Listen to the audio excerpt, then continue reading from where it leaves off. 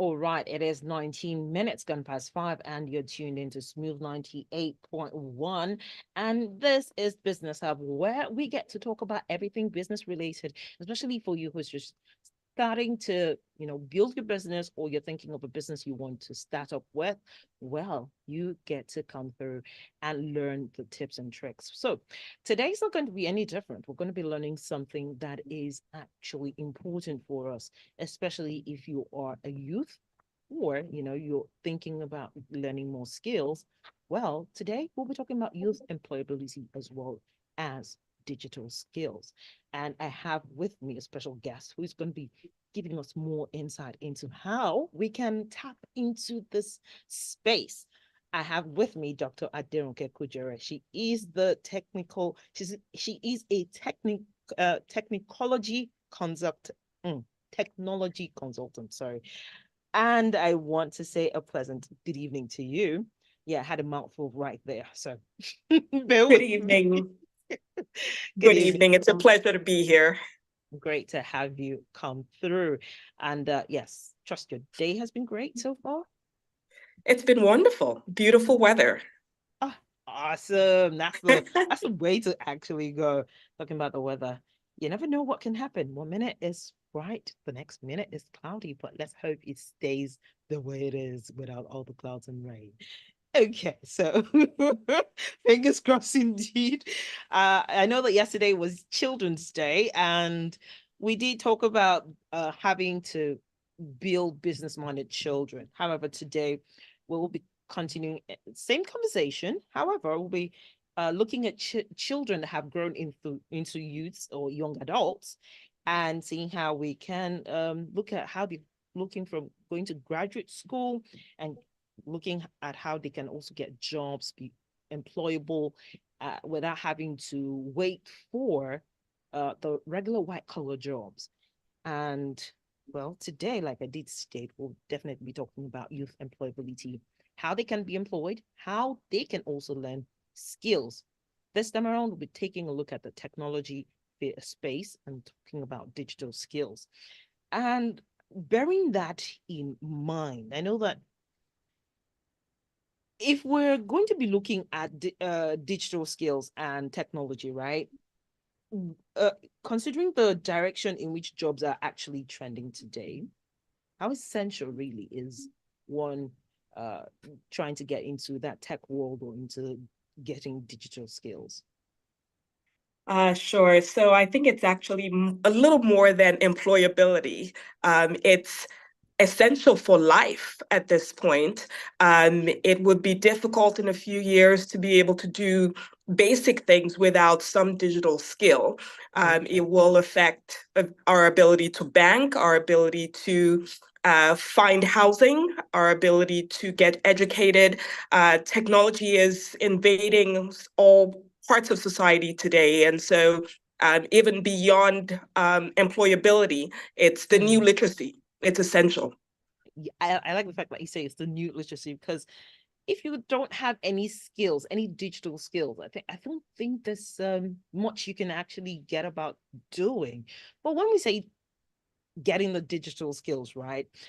What does it actually mean getting those digital skills? Are we just talking about someone randomly learning how to use a computer? Because hey, if it's that, how many people really know how to use a computer? Or is it something that we could just use our regular smartphones and be able to achieve all that skill set that we need?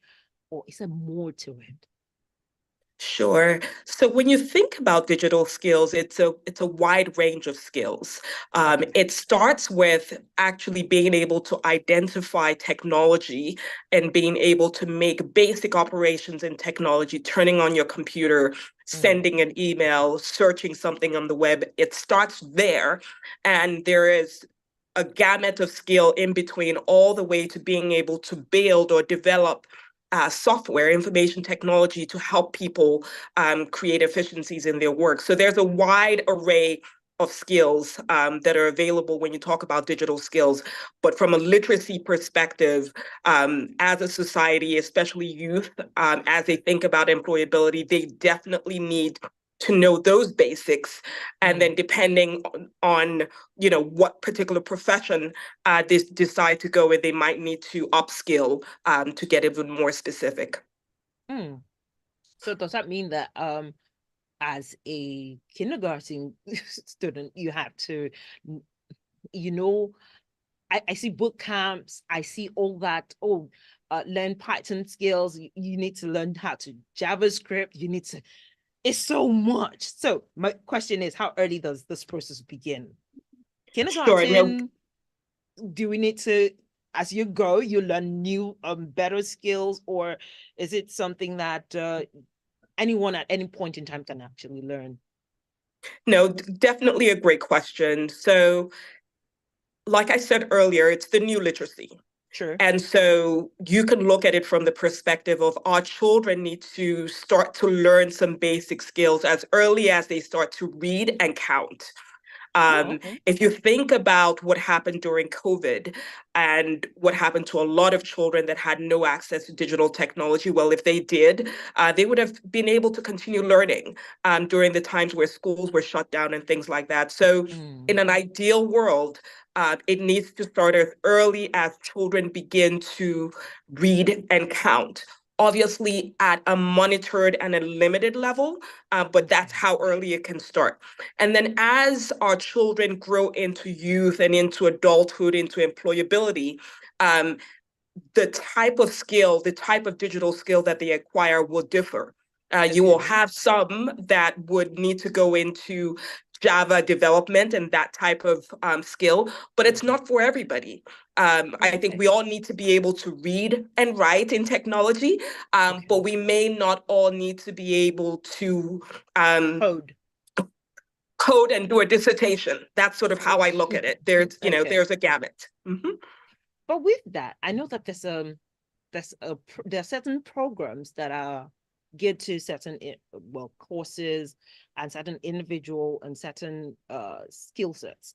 And what I'm talking about, okay, so I learned recently that some organizations will tailor some skill set for you, say, but you have to learn programming. So what kind of programming would a person who's into marketing have to learn? Do I have to learn how to code before I'm able to learn programming? Do I have to, I hear Python, I hear JavaScript, I hear all that, all those things come through, but I'm like, where do I even start? How do I even go about it?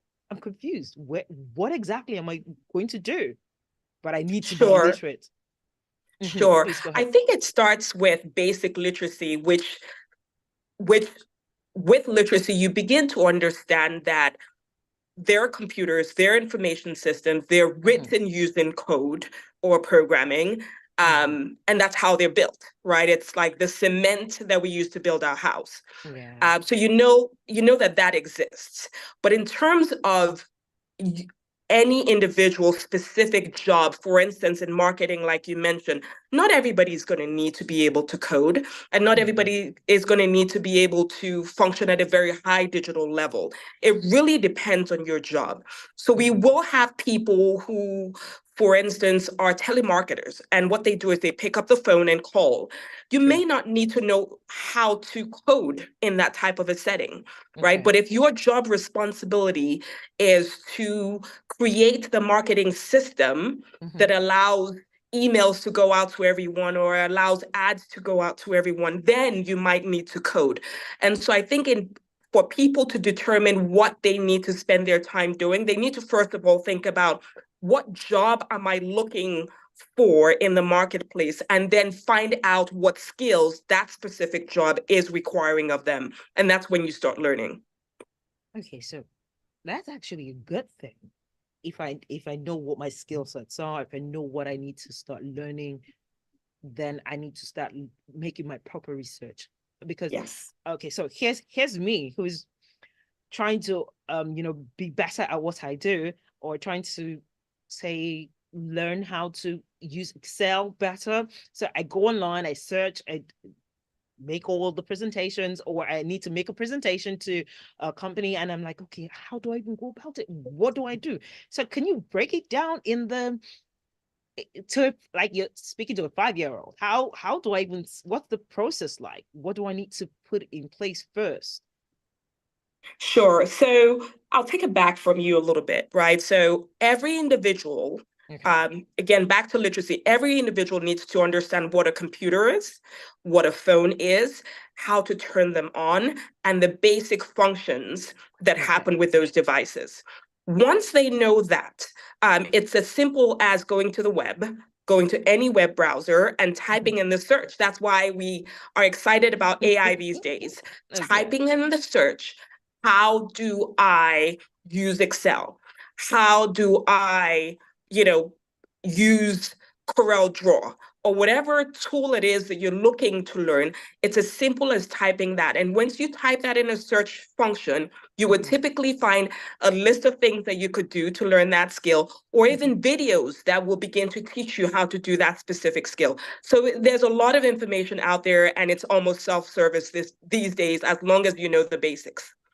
I like the fact that you said it's self-service, but hey, it's one thing to say it's self-service, another thing for you to even know how to go about searching for this information. But we're going to talk about more about how we're going to be searching for this information, as well as how expensive or how cheap it is, talking about getting the resource materials and the likes. But I'd like you to think about all that.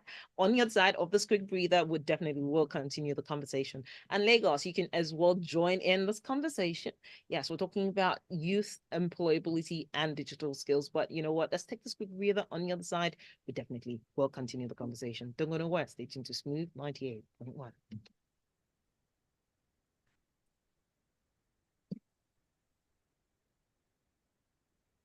It's going to be quick. Just about I think it's about a minute, and we're back up. Yeah, talking about the cost. I can be driving somebody's pocket up. I had a family member who was trying to learn how to increase, well, she's working in an HR slash sales department. So she decided to do a personal try to develop herself more or less. And I found out that the amount she was calling when she was talking about the thing she had to get, it had me thinking, if someone does not have money, that means you can't join in this programs. It's not for the faint-hearted, indeed.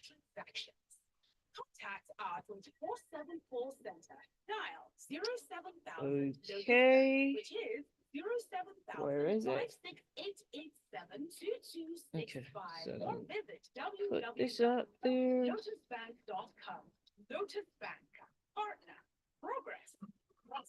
Hmm.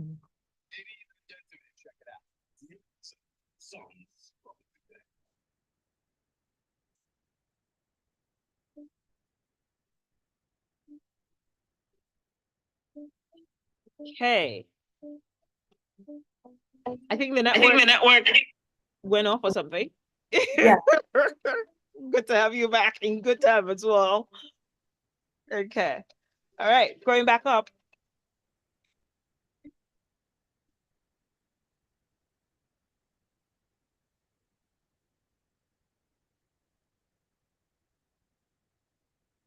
All right, it is 33 minutes going past 5, and you're welcome to the second half of Business Hub, which is brought to you by Lotus Bank. And indeed, you can be a part of Business Hub this evening while we're talking about youth employability and digital skills.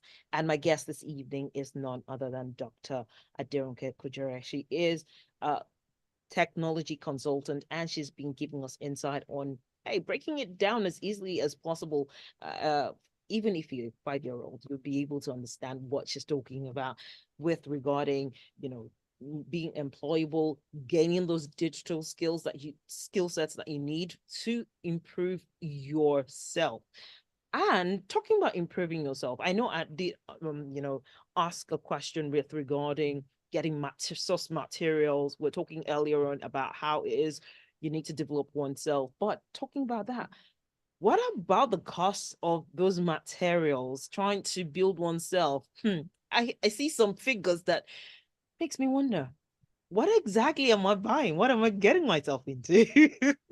Do I need to really spend so much to be able to get the skill set? You actually don't. And I think oftentimes people make the mistake of paying for what they don't understand a little too early. And so Oh. they get frustrated, right? Because they pay these large amounts for, Python classes, for instance, and they really don't need it, right? So I think, like I said earlier, the first step is clarifying what type of job you're looking for and then figuring out what skills you would need to be able to get a job. That being said, oftentimes we think, oh, that I have to buy a new computer in order to be able to, learn these skills or things like that. And that's not always the case. Oh, okay. More and more today across Nigeria, in our state and national libraries, they have begun providing access to computers. So you can always go into these libraries and use computers that exist at no cost to you. So Oh, there are ways to get around doing it. Also, if you're learning a new skill while on a job, oftentimes the job will provide you access to a computer and the internet to be able to learn. So I think it's important for people to be clear on what it is they're doing and ask questions about inexpensive ways to get the training that they need. mm. I like the fact that you say, oh, ask questions about the training, because some people just go, oh, okay, this is what's in vogue. Let me just go ahead with it without actually doing the necessary background checks that they need to know. All right. So, but talking about bridging the digital divide, right? Do you see widening gap between those that can afford this materials and those who are actually building the digital skills themselves? Say, I know you said you can actually just go to a library, sit down there, make your research on your own, as opposed to those who actually go for certain classes, you're paying for certain materials. Are they better off? Because with those materials you're buying, you're getting certifications for them. But you who's just going online and searching this, for certain materials or skill sets, you're not getting the necessary certification. So help me walk me through this. How does it work? Sure. So I think it depends. And that's why, again, asking all the questions before you begin to spend is very important. Okay. There's a lot that you can learn without getting certifications that would be useful and will afford you opportunities in jobs. So oftentimes on your resumes, there is that section for technical skills. And most employers are looking there to see, oh, can this person use specific software like Excel and Word Mm-hmm. and specific software like that? If you list on your resume that you're able to use those specific applications, many times they don't require the certificates. Okay. Some for more technical jobs might require it, but it's usually not the baseline. So that's why my recommendation is always that you try to learn on your own. When you become an expert, if a job is specifically requiring a certificate, then you can take the time to pay for and to do the certificate. But don't spend your time gathering all these certificates when you don't have a job in line that is ready to employ you. It could be a waste of a lot of money. Okay. Yeah, I'm sure that listeners will get that, as opposed to just rushing off and learning all the skill sets. Figure out what is best for you, and then make your way up as you go. But talking about kindergarten students and the younger ones, before they get to that skill set where they're trying to look for jobs, do it's I'm trying to look for the best way to put this. Naturally, when you want to learn something, you need a teacher, right? You need a tutor to guide you on the best way to go. So in certain instances, you said, okay, we should just go online, search for this information, and self-teach. However, what about those who have tutors? What's the difference between having a tutor and being self-taught? How do you Sure. make the gap? Sure. I think digital education is in two steps. The first step is just a basic awareness of what technology is and how to use it, how to power it on, how to power it off, what the internet is, and things like that. So that's the baseline. And typically, anyone who has never engaged with technology would need someone to teach them those basics. But once those basics have been taught, then you can begin to use the internet to search, to improve and get to the next level. You asked earlier about the digital divide. There's a good and bad to that. Globally, we're beginning to close the digital divide because more people are beginning to gain access to technology and are learning the skills necessary to be able to function using technology. Unfortunately, though, in Nigeria specifically, we still have a large number of youth who have no digital skills. I think it was UNICEF earlier this year, a couple months ago, that published numbers around basically around the number of youth that had digital skills. And the numbers, I believe, were about 7% of our youth between age 14 and 24 have basic digital skills. Which is very low comparative to around 70-something% globally. And the reason why, unfortunately, is because of poverty in many areas of the country. And so there's still an onus on our government, the ministers of education, the minister of communication, to ensure that digital skills or digital technology is part of our basic curriculum to ensure that everyone that goes through school is able to do those basic functions, like being able to turn a computer on, turn it off, almost like reading and writing the 1, 2, 3s.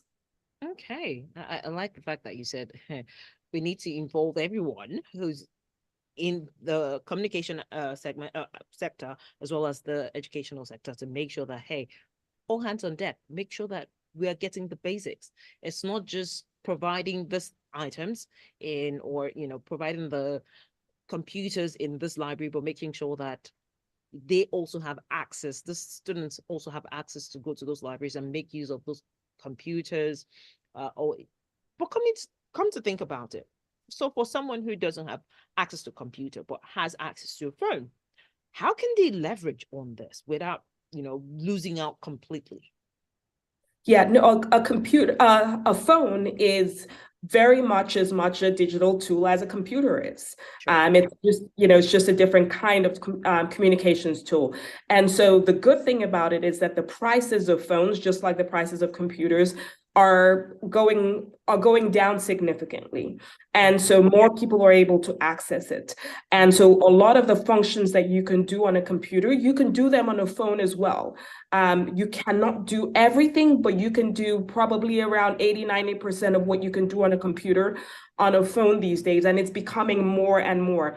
And so, yes, the recommendation is that for those who are still not able to afford actual computers, that they should start doing some of those functions on phones. You can use Microsoft Word, Excel, you can use browsers to search, you can use YouTube to learn, all of that on your phone. So it's definitely a good tool to get advanced in technology skills.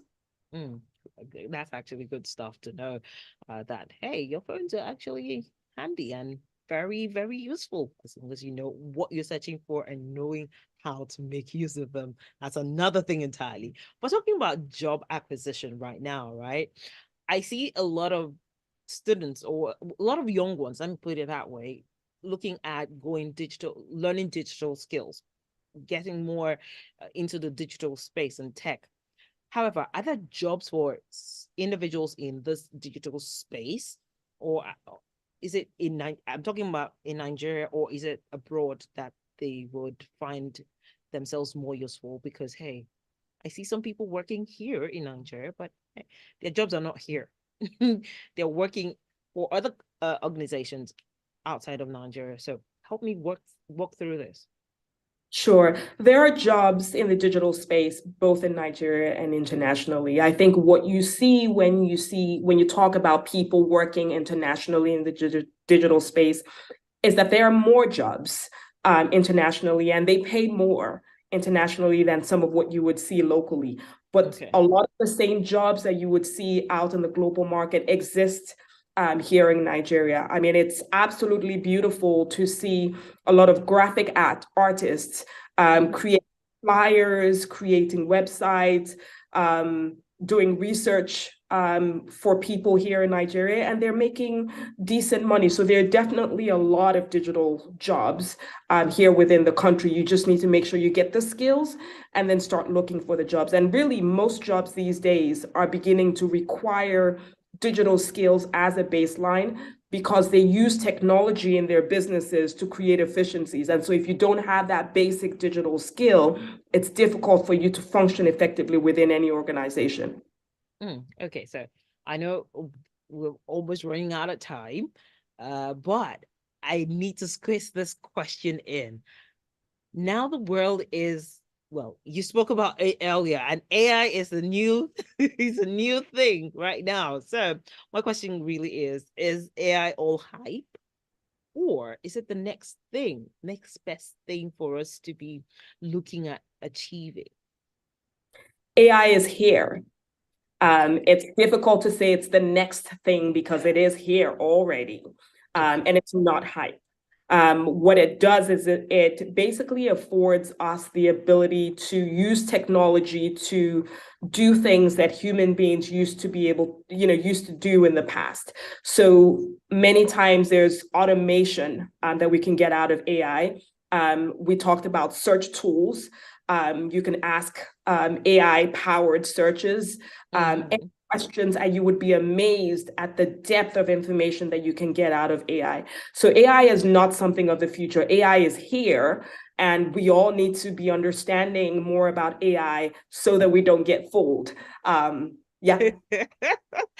Okay, so I just had a question, well, from Ali, and Ali says, is AI going to take all of our jobs? Good question. Good question. So AI will not take all of our jobs, but it will take a lot of jobs. AI is beginning to take jobs of researchers. It's beginning to take jobs of call center representatives. That's why you can make a call and talk to a bot and they'll answer your questions. So there are a lot of jobs.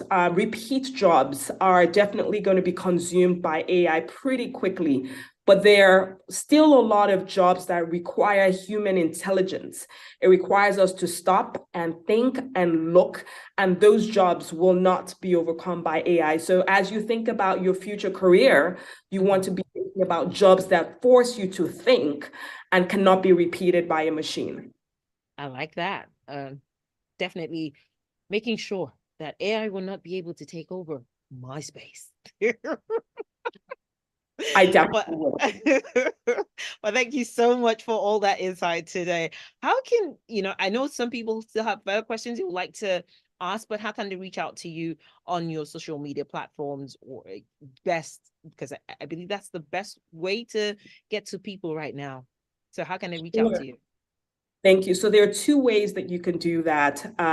You can always send an email to aderonke00@gmail.com. We have a technology training program called Tech Savvy Nigeria on Instagram that you can always send questions to. And I'm also Dr. Aderonke00 on Instagram. Would love to answer questions. Hmm.